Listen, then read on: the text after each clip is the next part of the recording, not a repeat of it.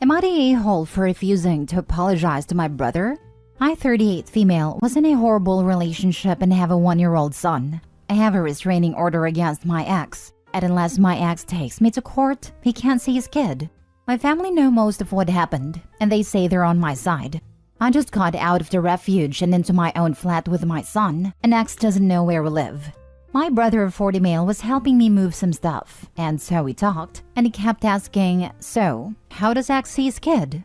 Me, being dumb and not putting 2 plus 2 together, told him there's a form, it's free, and he needs to take me to court. If you worked out what my brother did next, yay, have a cookie, cause I was so blindsided that a family member would tell my ex exactly what form and what to do. I did double check that he didn't give my address, and the reply wasn't present, shaming me really for checking on our safety. Also triggered panic attacks and PTSD. So I sent my brother a message the next day explaining how hurt and angry I was, asking why he did that. First he tried to gaslight me saying I asked him, then changed to, a kid needs a dad. I flipped out and said for the countless time that he pulled a knife on me and was answered that it was only against me and not my child, the argument's not the knife, that a baby doesn't disappear because there's an argument. The same ex that made social services want to put my baby in care, making me flee my home and live in a refuge 6 months, he says needs to be in a baby's life. Now he's not talking to me apparently, and my mom wants me to apologize to him because I yelled at him in text. I honestly want nothing to do with him. If that's his idea of support, I don't want it. But on the off chance I'm an a-hole for not apologizing, please let me know. P.S. This post will be shared with all relevant members as my words, tears, and breath are being wasted. And I keep being blamed for reacting to something that affects mine and my son's whole life. I get things muddled in my head sometimes, so if it doesn't make sense, also let me know. Also, yes, it is a breach in the non-molestation because he did it through someone else. I've collected a few breaches and reported them all, but because this one is through my brother, I bet 100% know that he will not admit / lie or whatever. Not to get involved now. I just got a letter from court. Not the a-hole. Your brother is a literal danger to you and your child and should be cut out of your life immediately. Shame on him for failing to protect his sister and nephew. What a disappointing garbage human. Thank you. I feel like I'm going mad as I'm being repeatedly told to apologize. I don't need any of these people really. I would not only not apologize, but I would cut your brother out of your life. He is a danger to you and your children by supplying information to your abusive ex. Tell your mother you will cut her off too if she continues to take his side. You need to take a stand, OB, otherwise your ex will end up on your doorstep one day. The brother is also a whiny, bratty baby who runs to tell mommy that his sister shouted at him through text, and mommy is trying to save his hurt feelings by making his sister apologize, even though he has now put her life and her son's life at risk. Grow up, brother. You're a brat. If anything happens to your sister, I hope you get charged as an accessory to the crime. Your brother violated your trust and put you and your child in danger. If anything, he should apologize to you for staying in touch with your horrible ex and knowing that is dangerous, telling him how to get visitation with his child. Now you know you can't trust your brother not to have your best interests at heart. You should go low contact with him, not a-hole. The mother is also toxic and should be cut out, and any other family members that will take their side, including her dad if he's still married to the mom. They're willing to let OP croak in order for this man to have access to his kid that he is also a danger to. It's messed up. Next story. Am I the a-hole for not letting my niece keep her old bedroom? My brother and his family had to move to a different city because of their son's medical needs. I actually owned a house they live in, but I didn't need that much space at the time I inherited it, so I let my brother's family live there. Since they were moving, my wife and I thought now would be a good time to move into the house ourselves. My brother's teenage daughter really did not want to move and go to a different school, so she asked instead to stay with us. We talked about it and agreed to it, so long as she didn't get into trouble and helped around the house. We also told her she would have to use the office downstairs as a bedroom instead of keeping her upstairs bedroom. There are only 3 bedrooms upstairs. My wife and I would be using the master and the other 2 bedrooms would be for our 2 kids, female 8 and male 4. She was not happy about it because the office is not as good as the upstairs bedrooms. Which truthfully is true. It is smaller and does not have an attached bathroom like the bedrooms upstairs. It also has less natural sunlight, so it can feel a little like a dungeon. It also doesn't have a regular door. It has these panel shutter-like doors which we can add a latch to, but my niece has less private and secure. The thing is, our daughter has been wanting her own bedroom for a while now. She has shared a bedroom with her younger brother her whole life, and she is sick of it. When we had brought up this move to her, we had already promised she would get her own room. Given their ages, it makes more sense for them to have the bedrooms upstairs close to us, rather than farther away downstairs in the office by themselves. My niece, brother and sister-in-law, however, think it's mean to banish their daughter to the downstairs office when she's already dealing with enough change. They think that our kids can continue to share a bedroom because they're still young enough, and that it doesn't matter. Edit: a lot of people are mistaking the office room as being in the basement. It is not. Also, it does have windows. Now for the comments. Not a-hole. Your children are still young enough to need to be on the same floor as you anyway, for safety and comfort reasons. Plus, it's your house. She can go with her parents instead. Exactly this. Not a-hole. Opie didn't have to agree to their niece staying with them, especially when they had already promised separate rooms for their own kids. The parents are being unreasonable by thinking that her daughter just has to have everything she wants in this situation. Stay in the home and same school, but not have to adjust to the family that actually lives here. This is spot on. If I was a teen that wanted to stay at my same school with my friends, I would sleep in the dang basement and be happy about it. Jeez, I dream of a world without entitlement. Not a-hole. It was kind of you to allow your niece to stay. Caring for an additional child isn't easy. Especially a teenager. Especially an entitled teenager. Not a-hole. Wow, even your brother and his wife are saying you're the a-hole? After you let them continue to live in your house even though you have 2 kids? And you are only taking the house because they need to move. And still you generously offer your niece a room? It's probably time to let them fend for themselves. I didn't even consider that the larger family was in the smaller house, while they owned a larger one. My brother's family is actually larger than mine. They have 3 kids and we have 2. They pay rent just to cover maintenance, HOA fees, and taxes, and it's been around 16 years or so now. I don't know what they were expecting when they first planned to move, but I have made it clear to them that we would be living in the house permanently. Now for the mini update. After going through the comments together, my wife and I have realized that it is beyond our family's emotional and financial resources to have our niece live with us harmoniously. So I will be telling them that we are rescinding the offer. Last story. Am I the a-hole for getting mad at my boyfriend for not giving me money? My boyfriend and I have lived together for over a year now, but we moved into our own apartment 6 months ago.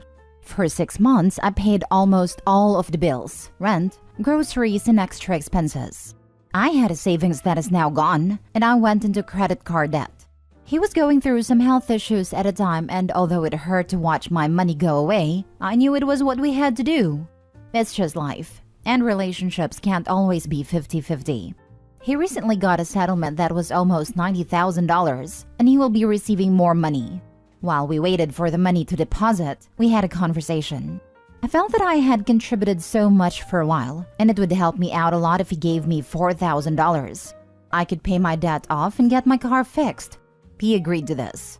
The next thing I know, he's buying a brand new car he didn't need. I thought it was dumb and expressed it, but I let him know it was his money and he could do what he wanted with it. He had a nice car that wasn't old, and I felt that he should have just paid that off. He rushed to do everything because he was impatient, so right now he has 2 cars he's paying for. There's a whole backstory as to why this happened. It would just be too much to explain. So now he's worried about money all of a sudden, even though he still has $60,000 left. This is where we keep getting into arguments. Because we had discussed me getting money, I had made plans with what I was going to do with it. I made 2 large payments on my credit cards, because I assumed he was giving it to me that week.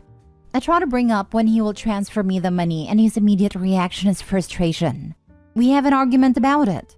I was upset because I felt embarrassed about it.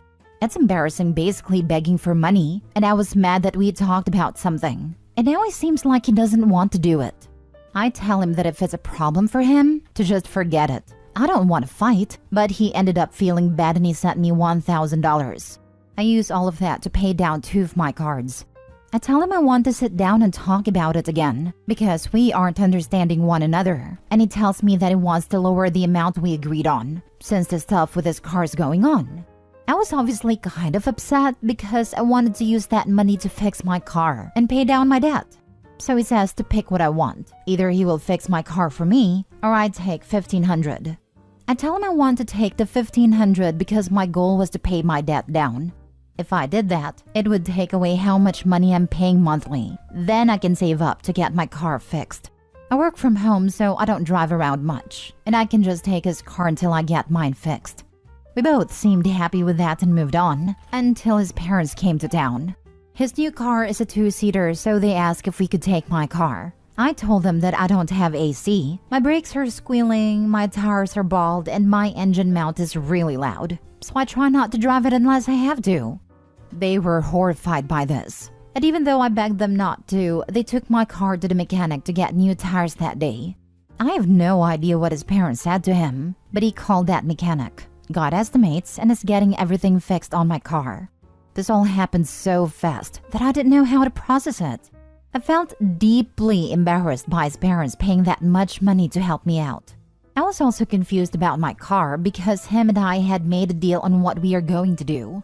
I asked to talk to him again, and I said I was uncomfortable with what his parents did because I don't even know how I could properly thank them. He said not to worry about it because they love me and wanted me to be safe. Then I asked if I would still be getting the $1,500, and he lost it. We had a huge fight. He said, "No, you are getting your car fixed." I said, "Well, that's not what we agreed on." He gets mad and says I'm being ungrateful, and it's hurting his feelings. I said, "Then you are misunderstanding what I'm saying. Of course I'm grateful to have a working vehicle again. Having no AC in the summer sucks, and I've felt unsafe in my car. What I am mad about is that we have sat down multiple times now, and you've either ignored me or seem irritated that you have to give me money." We just kept bickering those 2 points back and forth over and over again. Then he says, "I have given you so much money already. What did you do with the $1,000 I gave you?" I snapped. Instead paid off the credit cards and went to debt in buying us groceries. So he had food to eat. Then he says, "Well, your car was important and needed to be fixed. We couldn't just have one vehicle." I said, "You know I don't drive a lot since I work from home." I get that at this point I was probably being petty, but I said, "Fine, I don't want another dime from you. But don't expect me to do anything with you. No dinners, going out to eat, no going out with your friends to the bar, nothing. Because I can't afford to keep up with your lifestyle. I will be paying this freaking debt off." He gets mad at me and says I'm throwing that in his face to be petty, because I know he would pay for me if we went out. I say I don't want it because he obviously has an issue with it, and I refuse to beg or have it thrown in my face. He then tries to say he is now paying all of the rent and I can't expect him to pay everything. I feel like that's BS, and I feel like our arrangement is fair. He pays all of the rent while I pay for Wi-Fi, electricity, and all of our groceries. That's a lot of money, especially the groceries. By the end of the argument, I was feeling guilty because I'm fighting with someone over feeling like they owe me money, and we left the argument somewhat unsolved. If we both are getting too heated, we try to acknowledge it so we can take time to talk away from it, think about it, and come together again. I feel like an a-hole because he went through hell to even get that money. We aren't married, so it's not my money. And he has already done a lot by giving me $1,000 and is paying to get my car fixed. But when I sit and think about it, I get mad because I only asked for $4,000 out of almost $90,000. I just can't seem to understand his side. Am I the a-hole? Not the a-hole. Leave him before he sucks you dry. He's taking advantage of your pride by making you bring it up again and again, and then berating you. There is so much wrong here. Not the a-hole. He was quiet when he was the receiver, taking and taking. And I'm sure he would have been upset with you if you would have said no about anything when he was the taker. And now that is his chance to reciprocate, he is showing you his true colors. The resentment you're feeling will keep building every time you're forced to be the giver and he refuses to give or be there for you when you really need it. His parents paid to get your car fixed. So that gives him the out of the money he owes you? He's the a-hole. I don't understand. If he has money in savings, why were you paying all the bills for 6 months? I would be petty and go to his parents with us. Be extremely thankful for them to fixing your car and just let it slip that you hope their son will be just as gracious as to honor their agreement on payment. Not the a-hole, OB. You have been too sweet in this regard. Not the a-hole, because this dude literally owes you money. He was happy to use you when he was hurting for cash, but now that he's flushed, he's painting you as some sort of gold digger and refusing to acknowledge the cash you put up to float him for 6 months. This guy is massively selfish, is fundamentally dishonest, and does not care about you. I would strongly suggest that you sit down, go through your bills from the 6-month period you confronted him, account for every cent, and then send him an invoice, minus the payments he's made so far. Make that the last conversation that you have about money, because after he pays it, you should break up. Also, when, not if, he refuses to pay what he owes and tries to start another argument about it or to guilt/gaslight you into thinking it's you being petty or money grabbing, walk away and end it right there. Then take him to the small claims court to recover the money he owes you. Believe me, OP, if you keep letting this go, it will become a pattern for him for the entirety of your relationship. He owes you money, and you're in debt because of him. I know you felt it necessary at the time, but now he's got the funds to repay you. He is refusing to do so.